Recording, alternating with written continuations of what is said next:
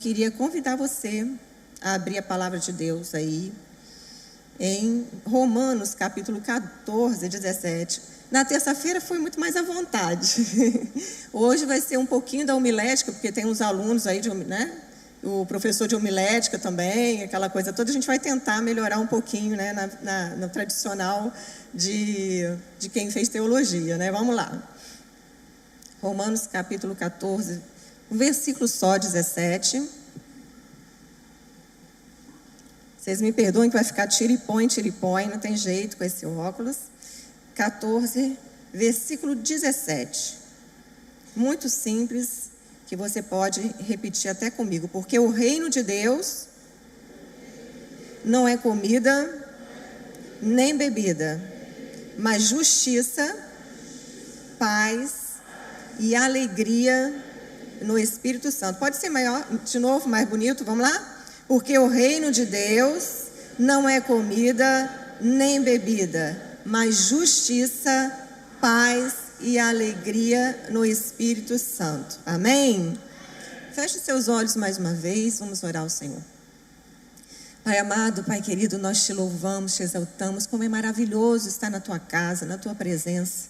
Ó Deus, um dia onde dedicamos cada minuto, cada momento a te buscar, Senhor, em oração, num clamor, ó Deus, e em adoração ao Senhor, porque só o Senhor é digno de toda a honra, de toda a glória, de todo o nosso louvor, de toda a nossa adoração, Senhor. E nós queremos encerrar essa noite pedindo, ó Deus, que o Senhor venha ministrar o nosso coração, de acordo com a necessidade de cada um de nós, ó Deus, porque queremos, como cantamos tantas vezes aqui, Senhor, como te adoramos, te exaltando, dizendo, ó Deus, que queremos te ver face a face, que ansiamos pela tua presença. Senhor, isso de fato é o que arde no nosso coração, o desejo ardente no coração daqueles que te amam, daqueles que temem ao Senhor, é o desejo de agradar o Senhor em tudo, o desejo, ó Deus, de seguirmos os teus passos, os teus caminhos, de vivermos uma vida onde o teu nome seja honrado e glorificado através do nosso testemunho, do nosso comportamento, do nosso falar, do nosso agir. Pai amado, eu creio, Senhor, que assim como eu, cada um desta igreja, cada irmão, desde o mais novo ao mais antigo, anseia por agradar ao Senhor, anseia, essa igreja te ama, Senhor, essa igreja deseja agradar ao Senhor em tudo.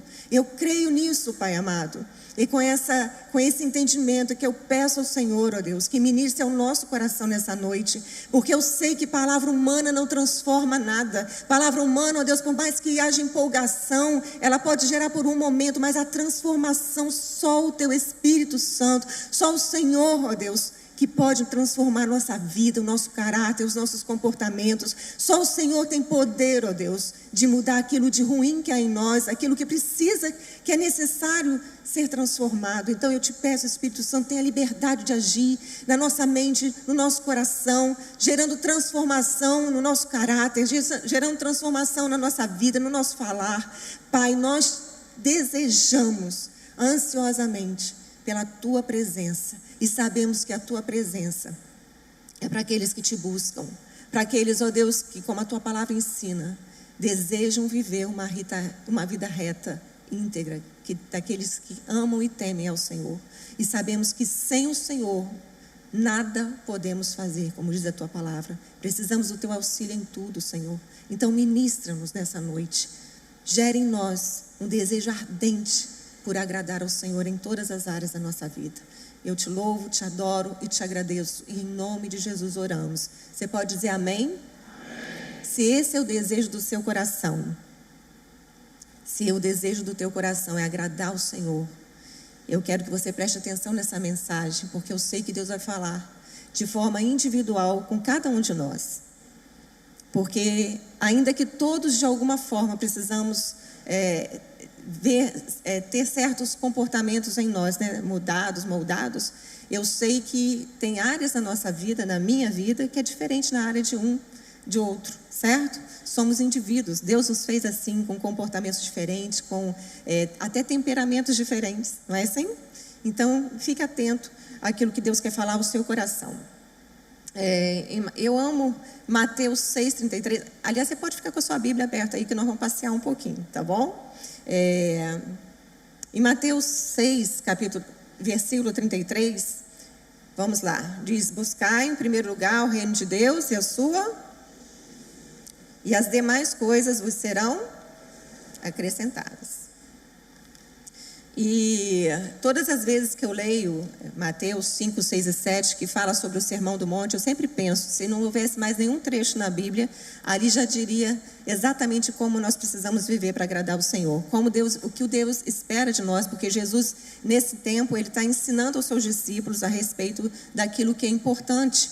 E o desejo no meu coração, queridos, quando eu pensei, aliás eu não pensei, Deus colocou três palavrinhas no meu coração e eu comecei a meditar em cima disso, porque quando a gente passeia pela Bíblia é o que a gente vê. E eu queria compartilhar com vocês sobre os valores do reino, como nós podemos viver os valores do reino, porque foi isso que Deus ministrou ao meu coração a respeito dessas palavras. E a primeira palavrinha que borbulhou e que começou a mexer comigo foi compaixão. Repete comigo: compaixão. Nós podemos ver quando a gente lê a Bíblia, né? Quantos já leram a Bíblia toda pelo menos uma vez?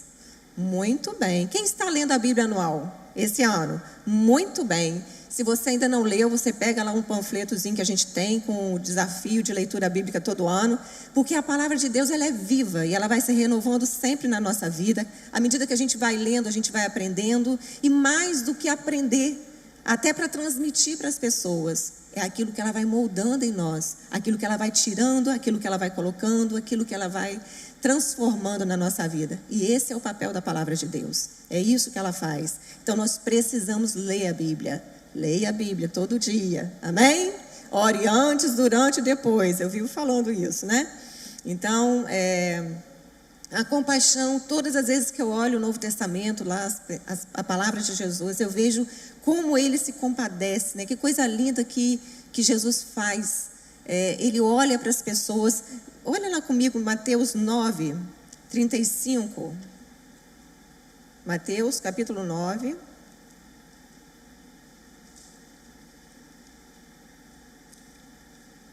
Vamos lá, vamos passear um pouquinho. Eu vou ser breve, porque nós estamos num dia de oração.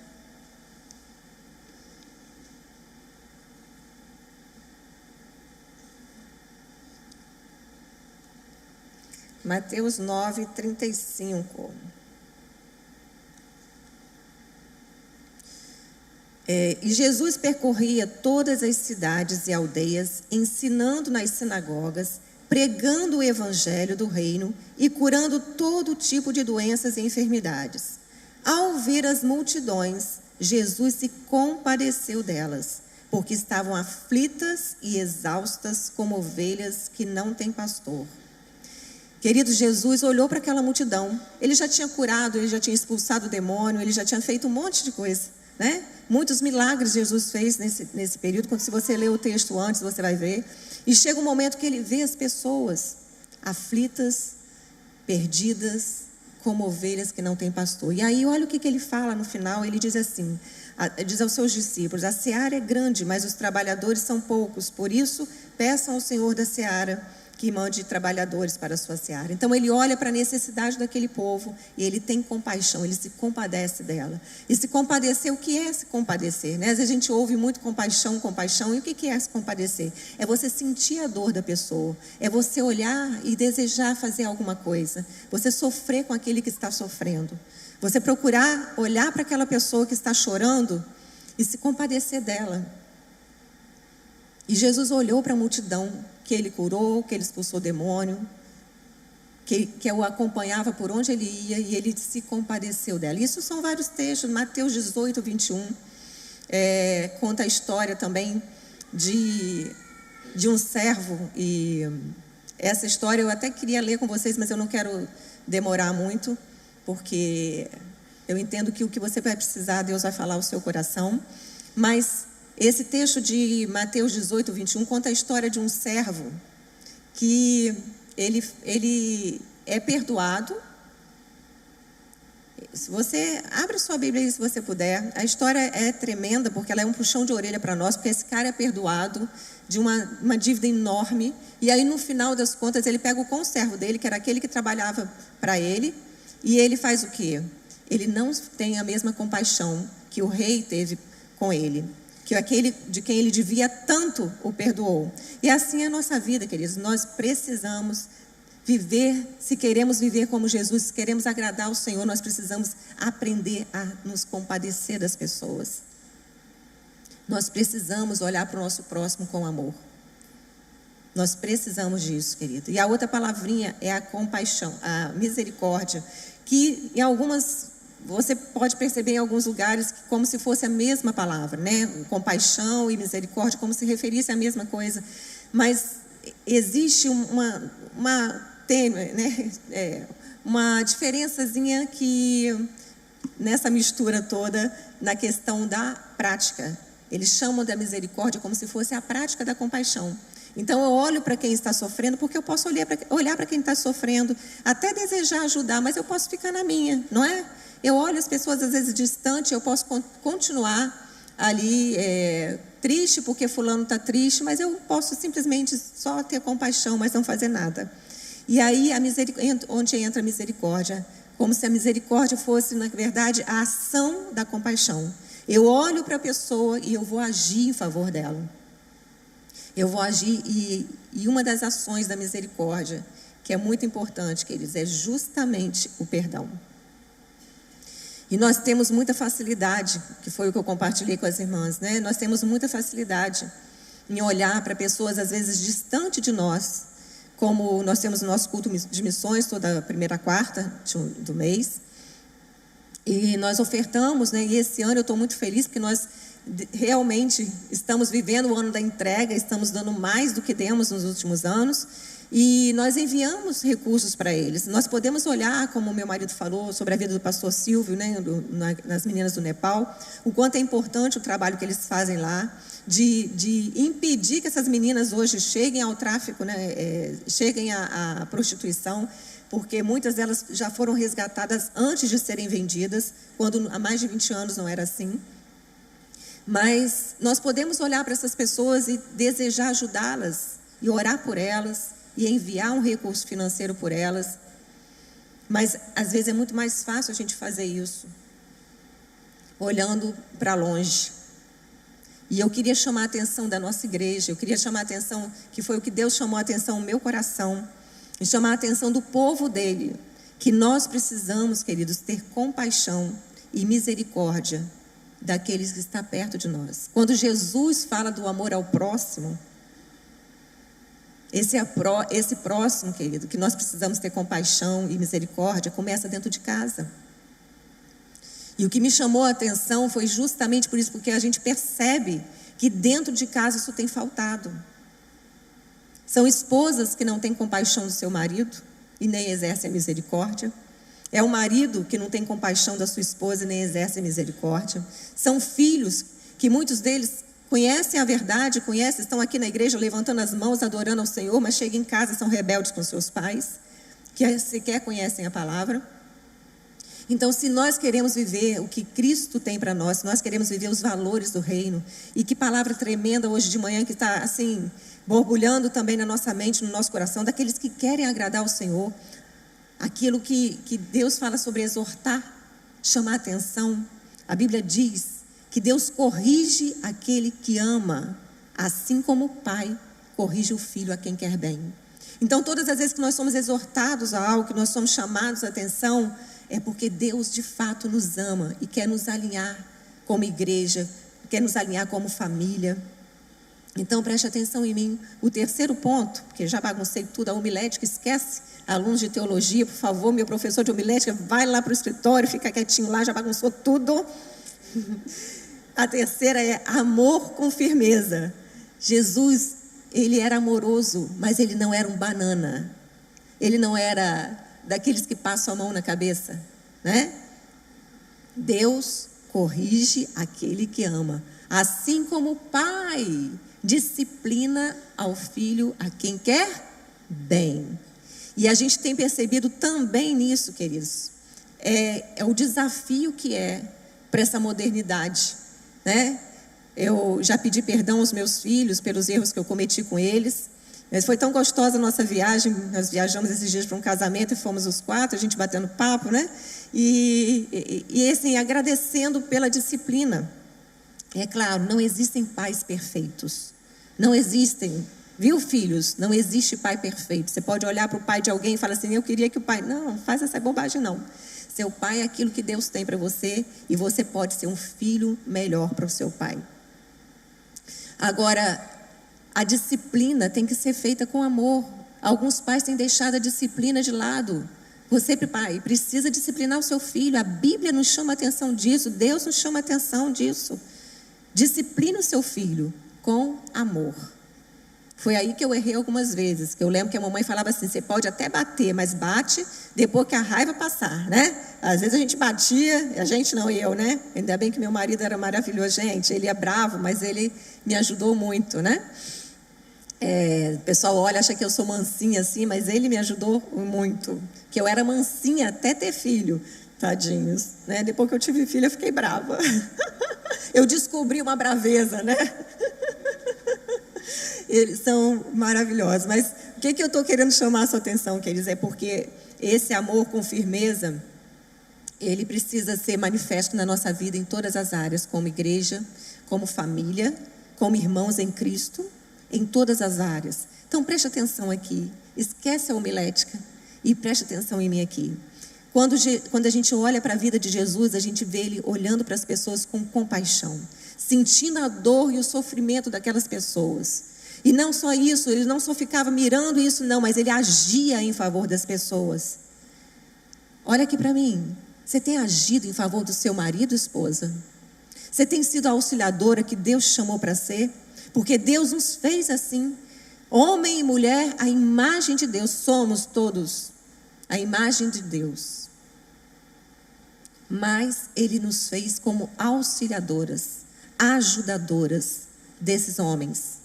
Então, mulheres, nós precisamos ajudá-los e não criticá-los e não julgá-los. Muitos maridos precisam ser honrados para sua esposa. Às vezes ele é enjoado, né? Às vezes mas ele precisa da sua ajuda para ser menos enjoado ou para ser menos crítico.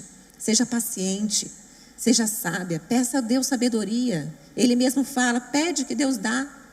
Agora, homens, olha aqui para mim, porque eu puxo sempre a orelha delas. Eu estou sempre puxando a orelha delas, é ou não é, meninas? Eu chamo a atenção de vocês, não chamo? Pois é. Agora preste atenção, homens. Sabe o que a Bíblia fala? É que nós temos que ser, que nós não, que vocês, maridos, tem que amar a esposa como Cristo amou a igreja. Então, sabe como Cristo amou a igreja? Maridos, se sacrificando por ela. Qual sacrifício você tem feito pela sua esposa? Qual sacrifício você tem feito por ela? Queridos, nós, tanto homens como mulheres, nós temos falhado, sabe por quê? Porque nós estamos cheios de nós mesmos. Nós queremos o bem para nós. O dia que olharmos para as pessoas com compaixão, com misericórdia dentro da nossa casa, a começar dentro de casa. O que adianta você olhar para longe e ter... Deus quer que a gente tenha aqui, dentro de casa. Quando você olha para um irmão da igreja, quando você olha com o seu amigo do colega de trabalho, não, a gente está sempre julgando, a gente está sempre querendo o melhor para nós. Isso não é cristianismo, queridos. Tem uma frase do Martin Lloyd Jones, que eu nunca sei ela certinha, mas o significado dela, ele fala assim que a gente pede por avivamento, que a gente quer ver o avivamento. O avivamento só chega quando os cristãos se comportam como cristãos. É isso que ele quer dizer, como a gente vive o cristianismo. E como a gente vai viver o cristianismo se a gente não tem compaixão com os de dentro de casa? Não dá para ser assim, queridos, não dá. Se você já conhece Jesus, sua vida tem que ser diferente, a começar dentro de casa. É o nosso próximo, mais próximo. É onde a gente é o que é, né? Essa que é a verdade, é onde a gente é o que é. Ninguém esconde o que é, mas nós podemos melhorar. Todos nós. Eu sou prova de que podemos melhorar. Eu mudei em muitas áreas da minha vida. Meu marido me ajudou muito.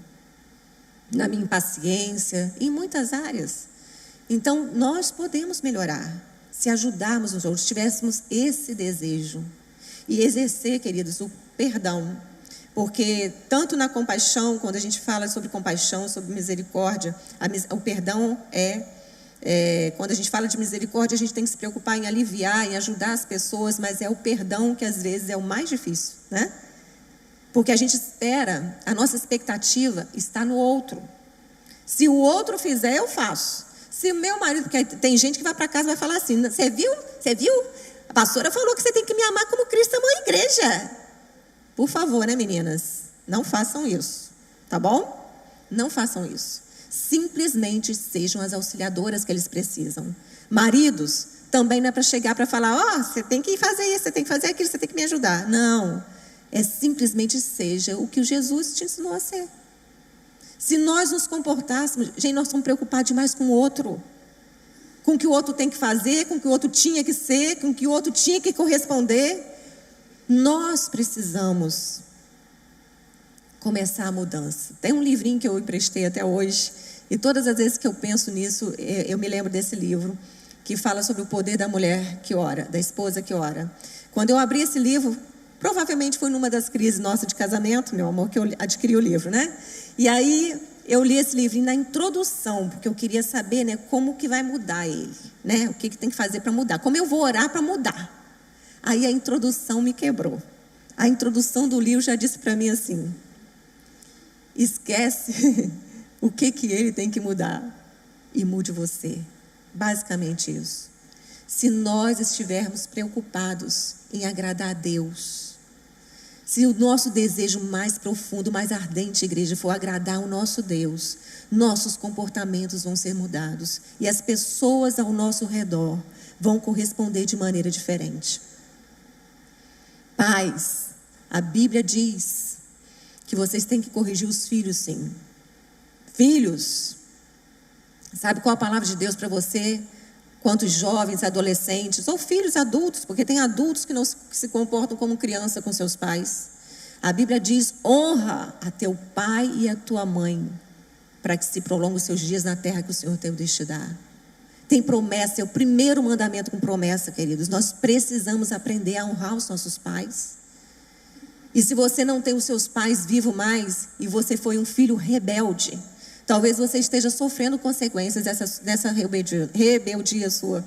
Então dobre o seu joelho. Você não tem mais o que fazer. Dobre o seu joelho, ore e peça perdão ao Senhor. E mude isso. Mude isso, queridos, nós precisamos mudar. Agora, pais, eu só falava isso, né? Eu só lembrava de honra teu pai e tua mãe, para que se prolongue o seu dia na terra. Até que um dia que o meu filho, Isaac Levi, virou para mim assim: mas a Bíblia diz, pais, não irriteis os vossos filhos. Agora, toda vez que eu lembro do texto, eu tenho que falar: pai, não irrita o filho também não, entendeu? Tenha sabedoria para corrigir o seu filho. Mães, tenham sabedoria e discernimento. Faça do seu ambiente, da sua família, um lugar de paz, um lugar de harmonia. Dizem que mulher fala demais, né? Estou até vigiando o tempo aqui. Dizem que mulher fala muito, que mulher, quando vai chamar a atenção, ela fala quilômetros. O pai fala: não faz. A mulher fala: não faz isso. E dá milhões de explicações, né? Corrija isso. A gente precisa corrigir. Ore mais pelos seus filhos. Sejam pacientes, sejam sábios, mas disciplinem com amor. Porque é isso que a gente vê na vida de Jesus. Jesus chama a atenção daquela mulher adúltera. Lá em João 8, fala sobre a história de uma mulher adúltera. E aí eu quero chamar mais uma vez a sua atenção para cá, a igreja. Sabe qual a palavra que Jesus olhou para aquela mulher? Estava lá um monte de homem querendo apedrejar a mulher, cheio de argumentos. Jesus olha para aquela mulher, né? Aliás, não, ele ficava escrevendo lá na areia, sabe-se lá o quê, né?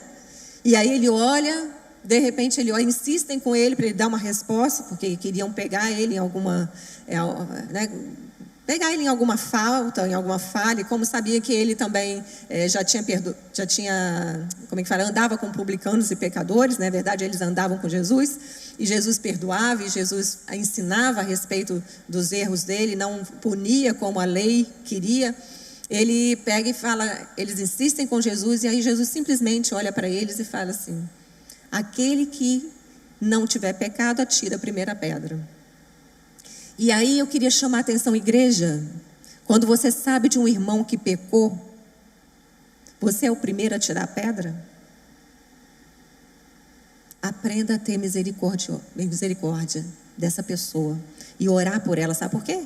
Porque a Bíblia diz que quando a gente consegue tirar um irmão do erro que ele se encontra, a gente ganha isso de crédito com o Senhor. Isso é maravilhoso, isso é bênção. Então a gente não está aqui para jogar pedra. Agora, pecador, todos somos, né? Mas alguns têm brincado com Deus. E alguns, por não ler a Bíblia, talvez não saibam que adultério é pecado, sabia? Porque tem um monte de gente aí que vive em adultério. Adultério é pecado. Ter relações sexuais fora do casamento é pecado. Deus condena. E aí, como é que um crente pode vir para cá, para o altar dessa igreja e participar de alguma coisa estando em pecado? Estando vivendo com relações sexuais ilícitas, fora do casamento. Ah, pastora, mas eu não sou casada, não. Está errado também. Isso é prostituição. E sabe o que é pior, gente? Tem algumas prostitutas que nem ganham para isso. Elas são prostitutas. Porque ao invés de querer de Jesus, elas se entregam por qualquer preço. Por nada, na verdade. Deixa eu chamar a sua atenção. Jesus olhou para aquela mulher e perdoou aquela mulher. Ele olhou, ele criticou aqueles homens, né? Fez com que eles pensassem e refletissem. Nós somos pecadores também, todos nós aqui somos. Mas a diferença, queridos, é de viver na prática do pecado. Você errar, todos nós podemos errar. Todos nós erramos. Agora a palavra de Deus chama a atenção para aquele que peca com o próprio corpo. Eu não vou me ater nesses detalhes, porque não estava como eu digo, no script, né? Mas o que eu queria te chamar a atenção, porque tem muitos pecados ocultos dentro da igreja, do povo de Deus. E você hoje que está aqui me ouvindo, talvez tudo que você quisesse hoje era ter ficado em casa, né? Mas você está aqui. E agora você não pode dizer que não ouviu. Agora você ouviu. Sexo fora do casamento é pecado, jovens. Deus não se agrada disso. Se guarde para Ele. Se guarde para Ele. O dia que Jesus for mais importante para nós, queridos, muitos dos nossos problemas vão ser solucionados. Porque nós alimentamos problemas na nossa vida, porque desejamos o nosso próprio bem-estar. Tanto que Jesus fala que a gente pode orar e pedir, que Ele dá tudo aquilo que a gente pedir, Deus dá. Mas que a gente pede mal, pede para os nossos próprios prazeres. E não é isso que Deus quer. Existe algo muito mais excelente do que essa vidinha comum que a gente vive aqui.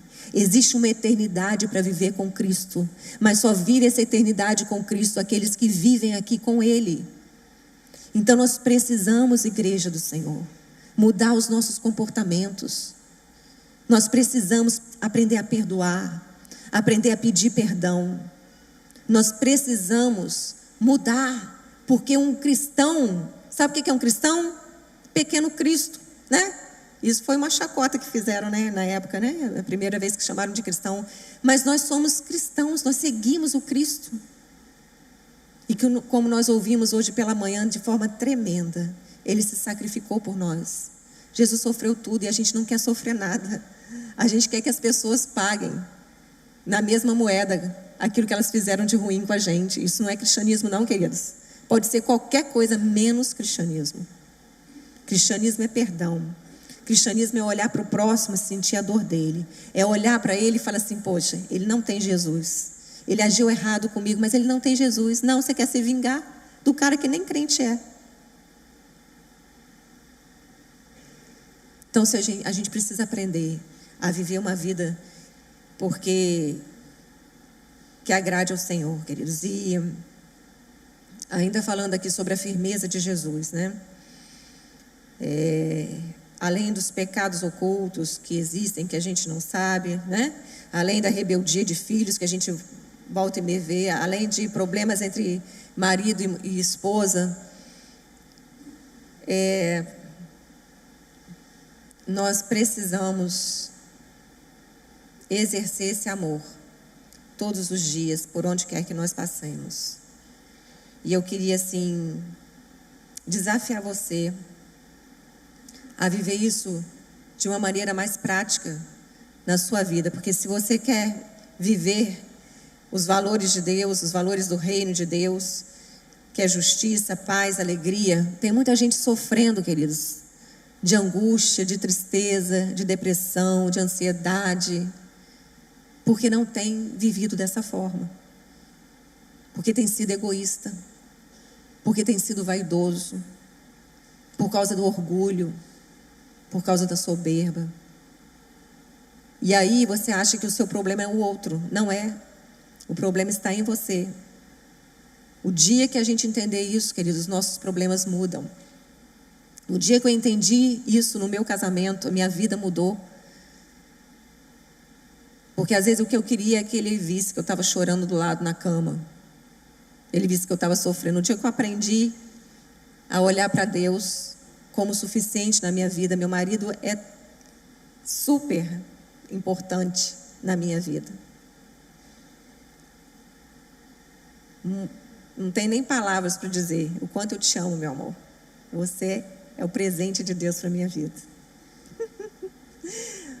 Mas Ele sabe que Jesus é suficiente. Quando nós nos casamos, Ele sabia disso. E eu orei, minhas jovens solteiras, meninos, né? Também meninas e meninos solteiros. Eu sempre falava isso, né? E continuo, repito para você: você quer casar? Que bom que você quer casar, isso é bom, né? Mas ore por um homem que ame a Deus acima de todas as coisas. Mas você quer procurar em lugares, aí você quer maquiar como se o cara fosse, né? Tem gente que maqueia, né? Leva o cara para a igreja, leva a menina para a igreja para dar uma maquiagemzinha, para fazer de conta que é. Deixa eu te falar. Ore para que essa pessoa tenha uma experiência com Deus antes. Porque um homem que ama a Deus acima de todas as coisas, uma mulher que ama a Deus acima de todas as coisas, eles superam as dificuldades nos seus relacionamentos por amor a Deus. E aí entra aquela frase que eu ouço do meu marido há muitos anos: Deus não fica devendo nada para ninguém. Não é que você tem que viver uma vida miserável. Vou ter que viver aqui. Já ouvi isso, né? Será que Deus quer que eu sofra assim? Não. O problema do nosso sofrimento está em nós mesmos. O problema do nosso sofrimento está em querer agradar a nós mesmos. O dia que desejarmos agradar a Deus, nós vamos viver muito melhor. Aprendam isso, queridos. O dia que desejamos agradar a Deus, vivemos muito melhor. O dia que Ele for suficiente para mim e para você, nós vivemos infinitamente melhor os nossos dias nessa terra. Então, se você quer viver os valores do reino, você precisa aprender a ter compaixão, a ter misericórdia e a amar com firmeza. A começar dentro de casa. Então, o desafio para você é fazer isso em casa. Comece hoje, marido. Comece hoje, esposa. Comece hoje, filho. Comecem hoje, pais. Reflitam os seus comportamentos. Eu estava contando a história na terça-feira de uma palavra que eu ouvi da Edmé Williams. Eu gosto muito dela. E um dia ela estava falando que ela era muito soberba. Ela era muito arrogante quando ela se converteu. E aí que Deus foi tratando com ela, né? E aí nesse dia ela pegou e falou assim, ela contando que ela estava no aeroporto, ela viu uma pessoa muito esquisita, né? Cheia de procedimentos, exageradamente, tal, e que ela criticou no coração dela, e ela falou com Deus assim: Senhor, olha aquilo ali e tal. Aí que Deus virou e falou com ela assim: é para você orar por ela, porque ela ainda não tem Jesus. E é isso que a gente precisa aprender a fazer. A gente tem que parar com o sarcasmo, né? Tem gente que vive debochando do outro, sendo sarcástico. Isso não é de Deus não, gente. Isso não é de Deus. Não combina o sarcasmo. Embora Jesus, mas Jesus chamou raça de víbora. Sim, ele era firme, ele chamava com autoridade. Raça de víbora, né? Igual João Batista lá. Ele era firme mesmo no falar dele. Mas é diferente de sarcasmo. Não combina com cristão. Nós precisamos mudar, deixar Deus mudar os nossos lábios, a nossa forma de falar, a nossa forma de agir, a nossa forma de nos comportarmos nos lugares. Precisamos deixar Deus nos moldar, queridos. E precisamos fazer isso em casa. Então eu queria desafiar você a começar na sua casa a fazer essas mudanças, tá certo? Tem uma frasezinha que todas as vezes que eu me lembro dela, quando eu falo em vaidade, eu lembro dela, que foi do filme Advogado do Diabo, né, que eu assisti há muitos anos, filme horrível, horrível, horrível. No final, o diabo fala assim: vaidade, meu pecado favorito. E isso tem dominado as nossas vidas, queridos. Tudo o que fazemos em função de nós mesmos é vaidade. E isso tem dominado a nossa mente, a nossa vida, o nosso coração. Olhe para as pessoas com o mesmo amor que você gostaria que olhassem para você. Para de esperar pelo outro. Para de esperar pelo outro. Para de esperar pela mudança do outro. Veja o que você pode mudar. Como pai, como mãe, como filho, como amigo, como irmão. Em todas as áreas da nossa vida. Reflita sobre isso. Deus tem algo especial para a nossa vida, mas nós precisamos aprender a depender mais dele em todas as áreas. Que o seu coração esteja sedento por agradar a ele todos os dias da sua vida. Feche seus olhos comigo. Coloque a mão no seu coração aí, por um momento.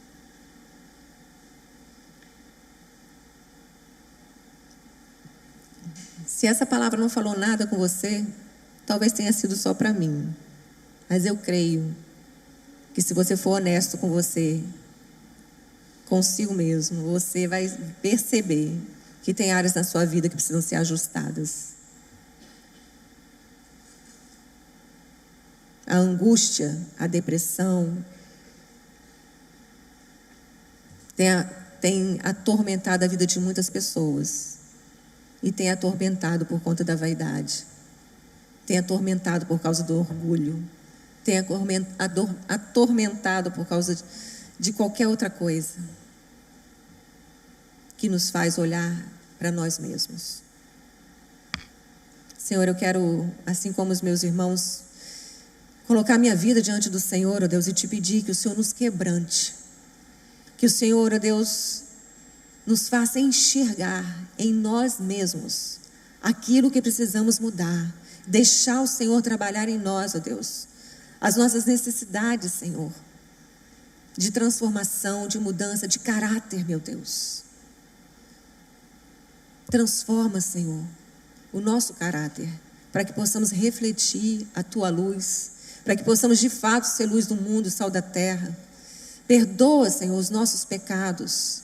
Perdoa, Senhor, gera no nosso coração, ó Deus, um temor tão grande pela Tua presença, que não seja simplesmente com canções bonitas que mexam o nosso coração, que nos emocionam, não, Senhor, que isso seja uma realidade todos os dias, que nós possamos conversar com o Senhor em intimidade o tempo todo, pedindo ao Senhor que nos ajude a darmos os passos certos, que o Senhor nos ajude, nos erga, ó Deus, para perdoar aqueles que precisam ser perdoados por nós. Pai amado, eu te peço em nome de Jesus, faça aquilo que homem nenhum pode fazer, porque queremos como igreja refletir a Tua imagem, queremos como igreja, ó Deus, transformar o ambiente em que estamos, às vezes de turbulência, às vezes de transtornos, em um lugar de paz, onde a Tua presença invada aquele ambiente, porque nós chegamos. Toma a nossa mente, toma o nosso coração, muda a nossa vida, muda a nossa história, Senhor, para que possamos refletir o Senhor por onde passarmos. Essa é a oração por mim, a começar na minha vida, a começar na minha família, a começar no nosso meio, ó Deus. Eu te peço em nome de Jesus, e que isso seja uma verdade na Tua igreja, no meio do Teu povo. Gera temor no nosso coração, a Tua santidade, Senhor, em nome de Jesus. Amém. Amém.